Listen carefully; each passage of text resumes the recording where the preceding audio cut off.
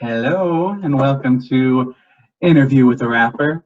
The rapper is Ryan Upton, not me, even though stereotypically you would think it would be me. Uh, but these days, man. Yeah, that's true. That's true. So we are here talking about his Blood Diamonds album. This is the second episode. We've had a lot going on, so it's a little bit more delayed than we were intending on. But so it is out now. The last episode, it wasn't quite out yet. So we'll talk more about it. We're kind of just going song by song and talking about it. And so we're going to start with a game. Now, I presented this to Ryan and was going to have him be the victim, but he's like, yeah, I don't know if that's really my thing. So we're kind of switching it, and I'm going to be it and be the victim here. So he's going to give me a word. We're going to do a few of these, and then I'm going to try and think of a song. And we don't really have a timer, but I guess you can just count to 10. I don't know. Will be good. This will be good. I'm so ready for your first word. I think it's a simple word. Cash. Is in cash money. Cash. Oh, frick. Oh my gosh. Doom, doom, doom, doom, doom, doom, doom. Oh my gosh, I can't think of anything.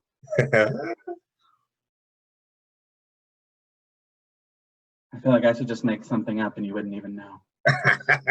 This is true.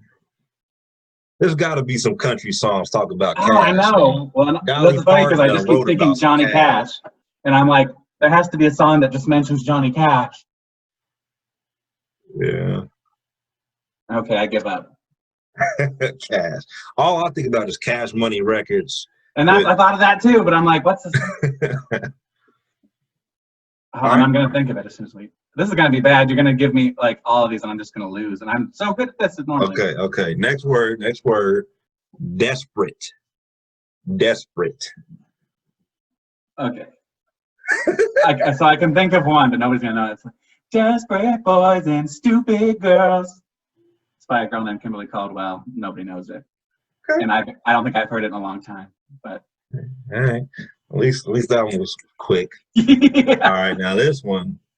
Okay. Shout. No, you make me want to shout, throw my hands up and shout. Yeah. Did I just dab? No one does that anymore. That's so 2018. When I was in school, people used to do that to sneeze. They'd be like, right.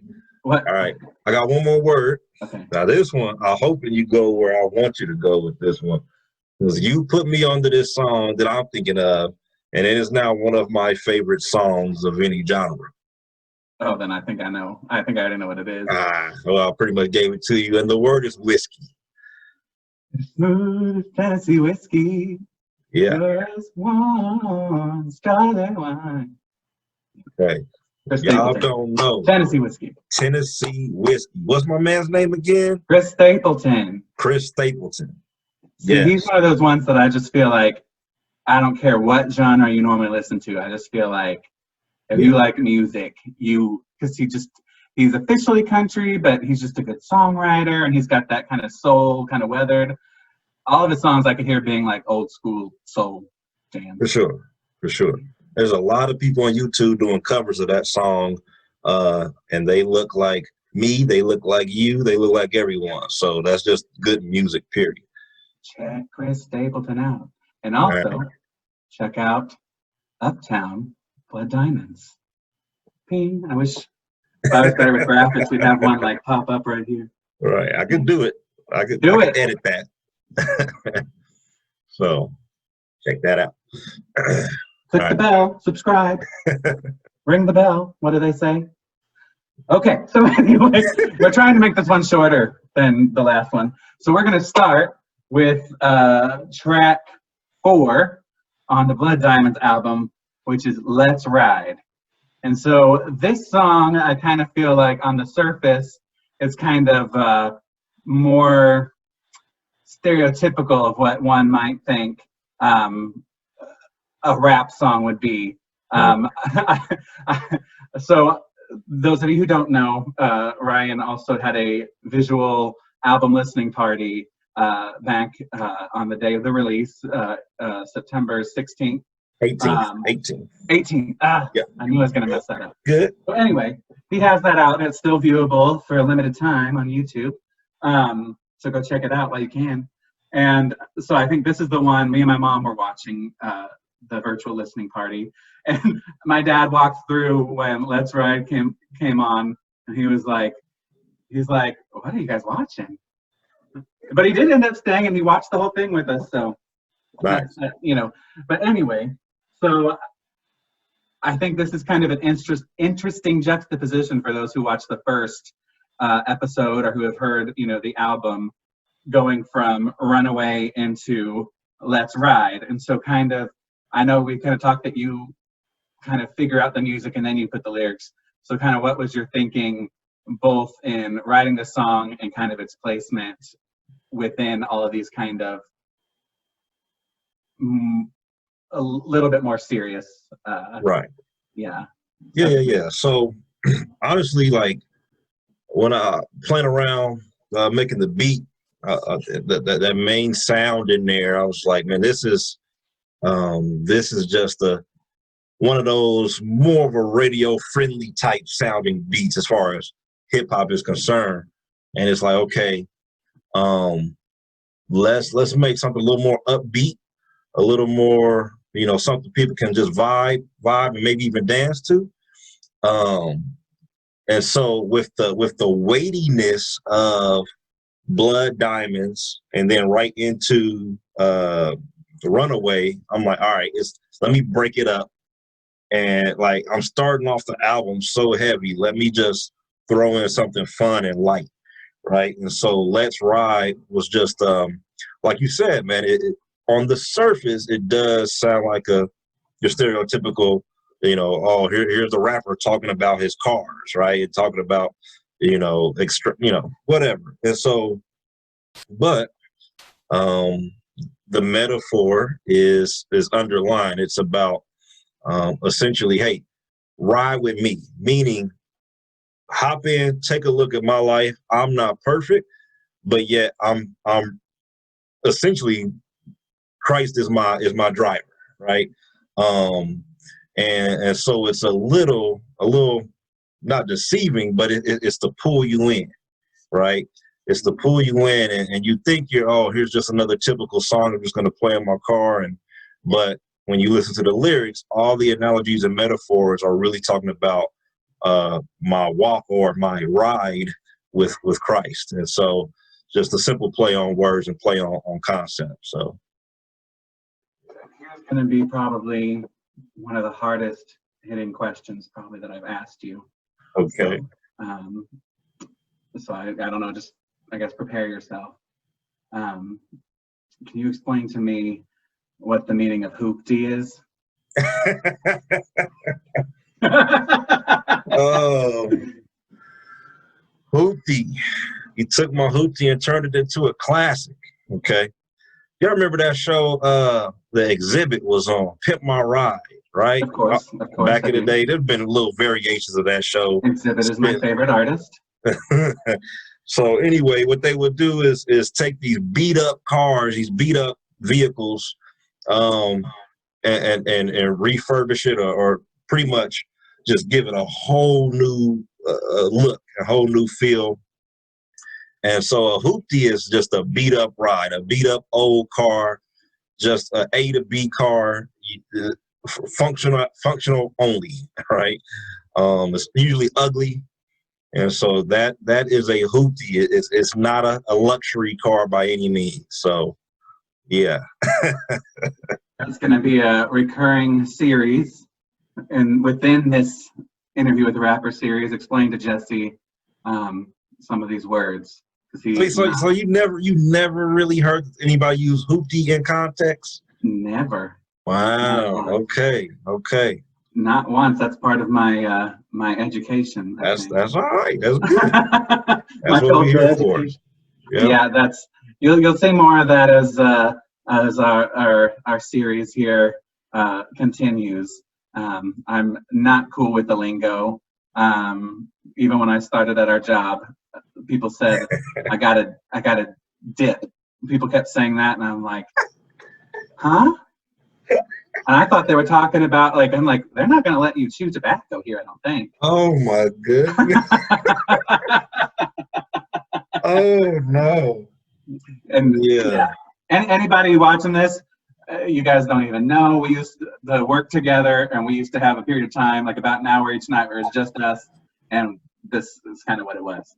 He was having to explain a lot of things to me because I'm not cool enough to use any of this. Now, So now anyway. that you know both, I want to at some point here you use in a sentence the word dip and hoopty because they go together. I'm about to dip off in my hoopty. Oh, okay. So, I was like, what? Okay. That's when you know you really understand it, when you could put it all together. We're gonna have to create a podcast or something, and by the end of it, like I'm just gonna be saying all these words, and people are gonna be like, and I'm gonna get to transfer those to other people. There you go. There you go. So, in keeping with the kind of hoopty, see, it just doesn't sound right coming from me. Anyway, but I think that's a good explanation. That's the last line of the song. The first verse is kind of talking about more, like that's kind of more like you're talking about the general, the who God is. But the second verse is kind of talking about your history, and it's kind of more specific to you. And there's kind of in a lot of songs that are coming, why was that important to kind of include your story? Because there's some that's there's a lot that's more of like the social justice, or kind of general church themes. So why was it important to you, and kind of what was your feeling or level of apprehension kind of putting your personal history in there? Yeah, man. So I feel like especially when it comes to Christian rap music, right? A lot of times, and I know I'm sure I'm guilty of it, and so I'm very conscious of it. And this is what I mean. So a lot of times, we come off as too preachy, right? Like I have all the answers because I'm a Christian, I'm a God follower, and so I'm just telling you how to live in every one of my songs. Well, the truth of the matter is, I'm a Christian because I need Christ, right? Like I suck at this, so I need Christ, man. And so I try to, as much as I legitimately, genuinely want to like guide people in truth as far as the standard of the word of God is concerned. The other part of that is, well, let me be a little transparent and tell you, hey, I'm in this with you. I don't have this all figured out, past or present, and let me identify with anyone, right, who still maybe struggles or who has struggled, and say, yeah, hop in the whip, but nothing's perfect here. Go along. I want to encourage you to take this ride with me in following Christ. But when you hop in a car, it's going to be a little messy. There might be some empty McDonald's fries bags on the floor. In other words, I still deal with sin. I still don't have it all figured out. I'm along for the ride. Just why don't you hop on a ride with Christ with me?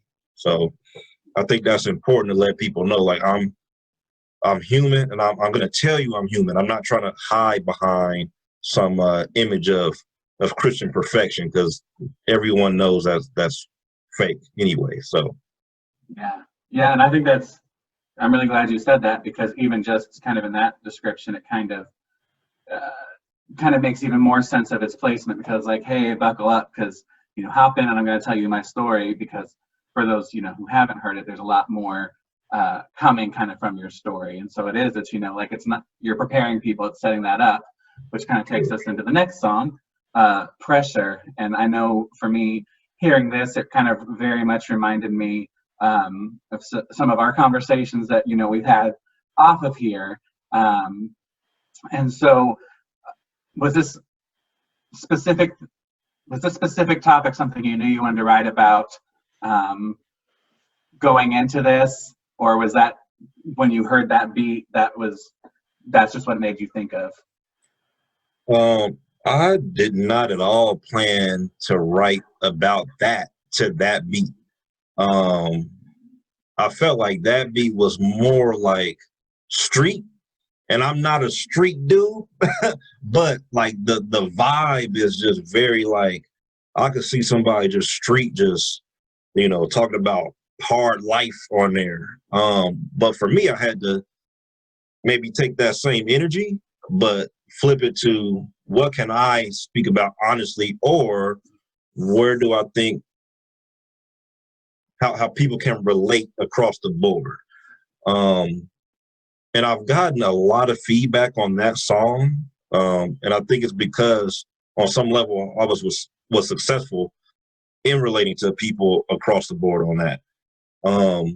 A lot of times, man, I pray before I start writing very briefly, like, Lord, be with me in this. Please give me something for your glory. Amen. Let's go. And honestly, I'm just as surprised as anybody what comes out half the time. Yeah.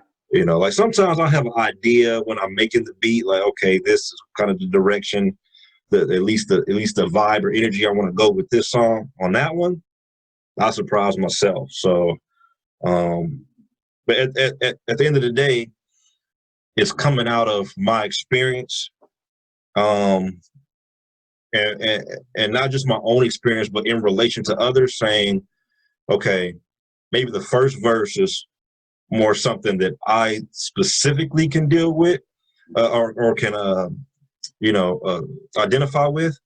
But after that, the second verse, third verse, I'm kind of pointing out hypothetical other people in different scenarios that they may be dealing with pressure.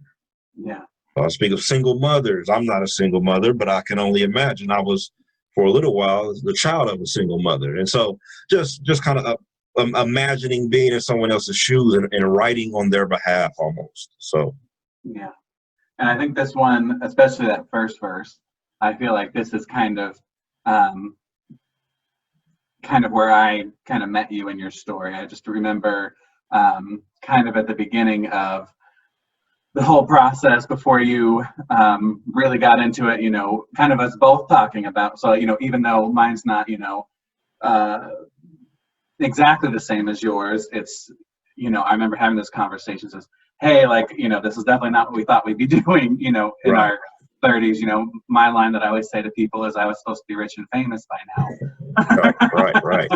So, you know, so I think that is something people can relate to, you know, and I think, you know, it's an interesting, you know, twist on something people kind of say a lot. Like I know, like Ryan knows I love, you know, Dolly Parton. Anybody who knows me knows that. And so she always says, if you want the rainbows, you got to put up with the rain, you know. So I really like your kind of tying into the Blood Diamonds theme, or just kind of your unique take on it. The other thing that kind of struck me as interesting with this one is, I guess it's not,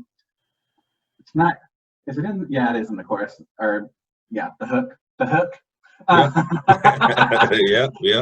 The God got it. And for me, I think that's so layered, because even just the way you say it to me is very layered. It's like, God got it. So it's like, there's a layer of like, hey, you know, like got my master's in theology, whatever, you know, and so essentially, and so, you know, so it's like, and especially like, you know, I grew up in church. Anybody, you know, who doesn't know me but watched the first episode knows, you know, that I, you know, grew up in church. So it's, you know, we kind of tend to have like, yeah, we have this head knowledge, you know, and I've had, you know, personal conversations with you, you know, that, you know, it's like, yeah, I know, and I can say that, you know, God got it. But then you're convincing yourself. And then I think there's the other aspect of like, yeah, you do feel it, but then you've got this pressure, or you've got people telling you, you know, you try to kind of confide that, and then people say that. It's like, can you just empathize with me? You know, and I think that's what you're doing in this song, in the second and third verses. It's like you do see these other characters, a single mother, the youth pastor, and you're empathizing with them. Because I know, you know, my mom is, you know, one of the most spiritual people I know, but I've even told her sometimes where she'll say these biblical truths to me, and I'm like, don't even say it. Right. You're annoying me. Right. Right. Right. And I'll try and say it back. So I think that's one of the things I really like about this song specifically is, you are empathizing, and you are. One of the things I always kind of complain about is, like, if you listen to Christian radio or like the stuff that's super popular, the stuff where it kind of puts a bow on everything. Yeah. That's kind of Yeah. pet peeves. And so I think this whole album, but I think especially this song. So I don't know if you have anything you want to say to that, but yeah. No, it's because it's like what the things that you're mentioning, like people have brought up to me on their own as well. And so like the whole, it was even fun just producing that piece because I pan, if you were, use headphones on that, I pan the God got it from left to right. So it was God got it, God got it, God got it, right? And it's kind of like, it's the same, what's the phrase, same coin, but whatever. It's on one end, it's almost like, yeah, I hear you, I know God got it. Whatever pressures I'm dealing with, God's got it under control, right? But on the other end, it's like, but it's true, right? But he does have it, and it's kind of depicting that self-talk, right? That we all have, we talk with ourselves, and it's, I think people can relate to that self-talk. Like they actually put that in the hook in the course of the song. It helps that relate to people, because if we're all honest, I think we all talk to ourselves. We're all a little crazy. So some of us are a lot crazy. Yeah. You're not even gonna argue I know. That's why we're friends, Jesse. That's right. I think specifically, I don't know if you want to address the third verse, but I know you do have a little experience, kind of, just as far as even being, a worker, a volunteer, kind of putting that time in the church. And I think it's hard for people. I think that verse struck me too, because I think a lot of times we try and make church the answer, and we think, oh, if there's problems at church, then, there's really something wrong with us. I know, that's even just been something I'm struck, not even working in the church, but just interacting with people from the church, where I'm like, man, what is going on? So I don't know if you just, I guess kind of maybe talk about like the burnout, maybe that pressure that you might see in church, or how that kind of affects you and kind of informs the song. Yeah, man. Honestly, it's scary. And I say it's scary because, like, for me, example, like, I've been part-time staff on a church. I've served and volunteered, like you said. And a lot of times, you don't see the immediate fruit from your labor. Most of the time, let's be honest. A lot of the time, it's easy to feel undervalued, or just have your own self-doubt. Like for me, man, I'm just hard on myself, and so I feel like, and this is maybe a struggle too, is that a lot of times those of us who are inclined to giving, inclined to caring, inclined to serving, we also tend to be the same personalities that are insecure and that are anxious and that worry about what people think of us. And though we're intelligent, we know the psychological, ins and outs of that, and why a lot of that is silly. But at the end of the day, we still feel it. We still feel the pressure of, I gotta perform. I gotta, and so when we're pouring our hearts out and serving in the church or otherwise, and yet we still get, not the feedback that we expect, it's overwhelming sometimes. And so again, it's just that pressure, just speaking to that, and kind of, as much as it's easy to get down on church and church leadership, in this song, I wanted to encourage church leadership too, because been there, done that. It's hard, man. One of the hardest jobs on the planet. So, yeah. Okay, so we'll go ahead and move on to the next song, which this one's a little hard for me to ask about because part of me doesn't want to give anything away. But I will definitely say, if you have not seen the virtual, like the video, it is out. I think it's out even just as a standalone now, right? You just released it last week or the week before? Yeah, I think anyway, so. You can find it on its own. It's called Immortal Combat. And so definitely recommend checking out the kind of music video from the listening party. But I just really want to know, like, what kind of prompted what this. Was I thinking? Yeah. Well, this is kind of another. This is kind of another kind of fun interlude with a message, kind of like Let's Ride was, and after one that was kind of heavy, you know, with pressure, and it is kind of an interlude, but it's different. Mortal Kombat. Let's talk about kind of the beginnings of that and how that started.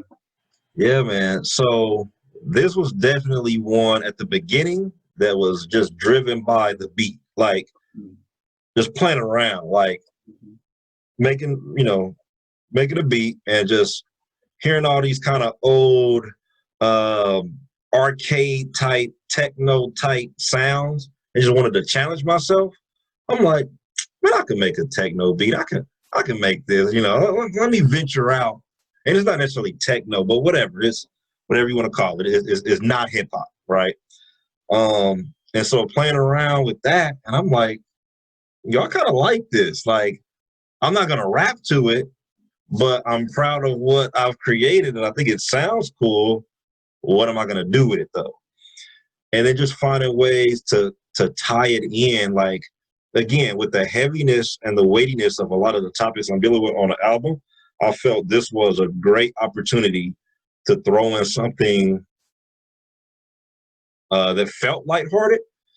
But what's interesting is, if you actually listen to what I'm saying and the lyrics, it's actually heavy as well.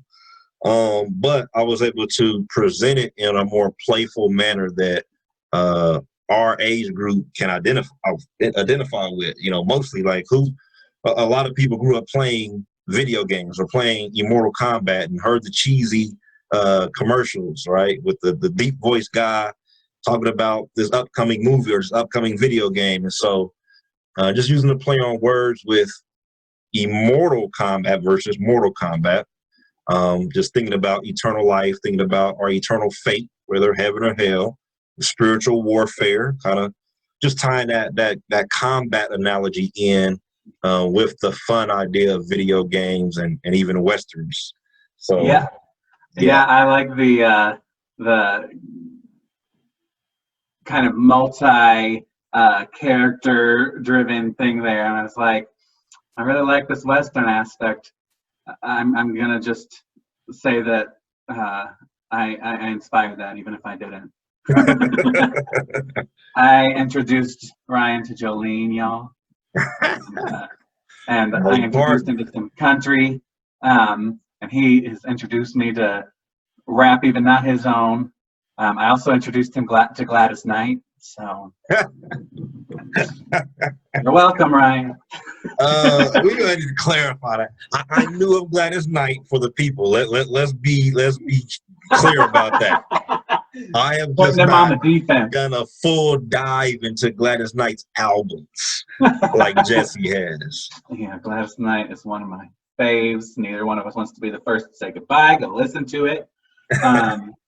Anyway, so I know that was kind of a switch for me. I'm like, what is this? But you kind of actually have a lot of kind of character driven things, not just on this album, but I like there's on your now the name's escaping me now that I actually want to talk about it.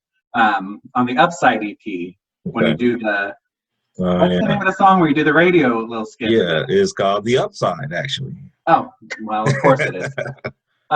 So, but I guess what is that common in rap? Is that just something that's specific to you, or is that just something that the song calls for sometimes? Honestly, That's just me being silly and creative in my just in my own headspace. I don't think it's completely original. Like oftentimes there's skits or interludes on rap albums.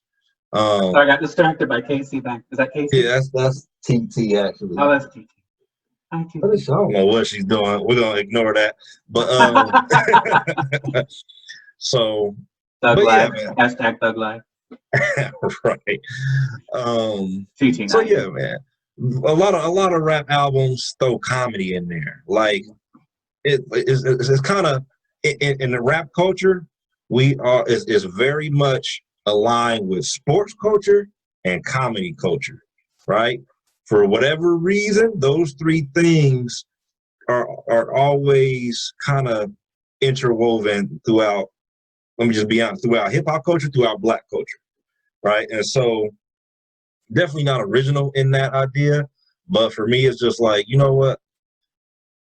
I'm always just putting out song, verse, chorus, move on. Verse, chorus. How can I break this up and make a themed album that is going to, yes, inform, minister, encourage, but also entertain? And so sometimes I'm the only one here. It's a pandemic. I'm going to play 3 different characters on my own song and just change up my voice and record the layers. And let's just have fun. And who cares? So just having fun, honestly.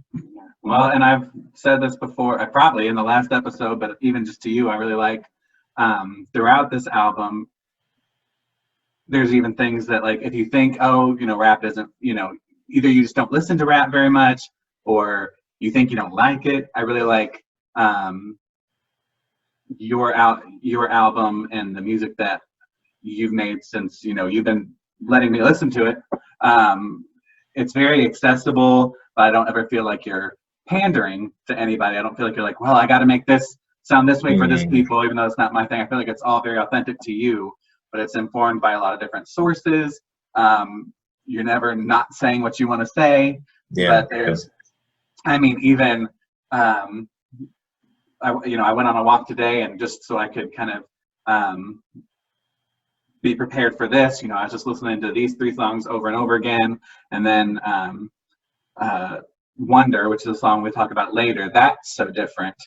That's towards the end of the album, so you guys have to stick around for the next few episodes to see that.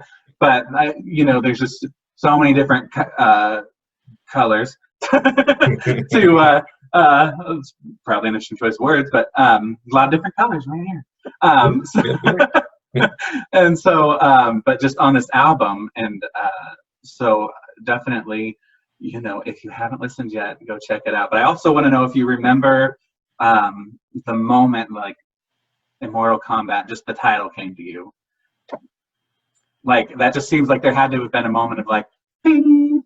Do you even remember that? Or I don't remember the exact moment, but I think it all kind of tied together. So when I started thinking about that beat, right, and just how it just made me feel like early 90s being a kid and hearing those cheesy infomercials, right? And I don't know, man. Like, random stuff pops in my head, bro.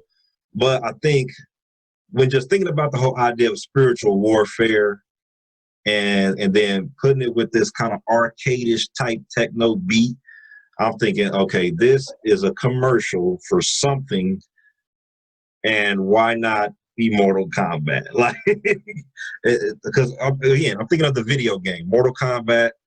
Most people have heard of that, have played that, a very gruesome game. They have movies, everything, right? Still making games. And it was just, I want to flip this to something that most everybody can recognize. They know the phrase Mortal Kombat. Let me just flip it to a spiritual analogy, but I don't know, man. The exact moment, it just pops in there sometimes. Yeah. And which came first, the rap or the kind of skits? Oh, the skits for sure. The skits for sure. Because I didn't even necessarily think I was gonna rap. Like, it's 2 beats. There's the arcade beat, and then there's the westernish type style beat at the end. And I was just planning to have those to be two separate entities. But when I was thinking, I'm like, okay, I'm not going to rap to this techno arcade beat. This Western beat is kind of cool and it would be different, but it's almost still too outside the box to be a standalone. And somehow I got the idea, put them together. They're completely different. I'm going to transition it and just make it work somehow. Just have fun, man. And if it sucks, it sucks. But I think it came out all right. It doesn't and suck. I hope that really pulls people in, you know, to hear like a rap, a video game, and kind of a country western thing all in the same song. So if nothing else, just for curiosity's sake, go check it out. Yeah. So that is that 3. Come back for episode 3, hopefully soon, where we'll talk about the next 3 songs on the album. So tell us your socials, just in case nobody watched the first episode. Yes. So Facebook, I am at Uptown 913. Instagram is Uptown Field 2. That's like Philippians, PHIL. So Uptown Field 2. Twitter is at Uptown_Productions, but Productions is PRODUXNS.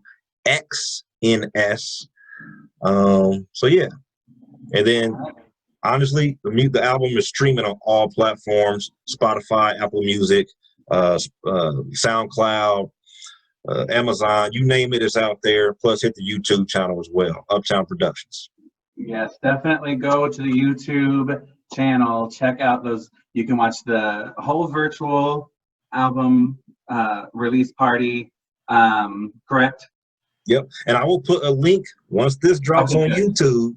I will put a link in the description for the album, which will have a YouTube link as well. One link will take you to all streaming platforms as well as the YouTube link for the visual album. One link. And there's he's dropped some of them just as standalones, and I think you've got a few more. And there's some that you're not going to be able to see there, so you need to go and stream them. And we're going to talk about those though. I'm looking forward to a couple of those. So yeah, this has been episode 2 of Interview with the Rapper with Jesse Kerns, your boy. Uptown. Your boy, and Uptown, Ryan Upton, and we're gonna get in our hoopty and dip. There you go. There you go. Got it. There you Got go. it. You got it. Peace.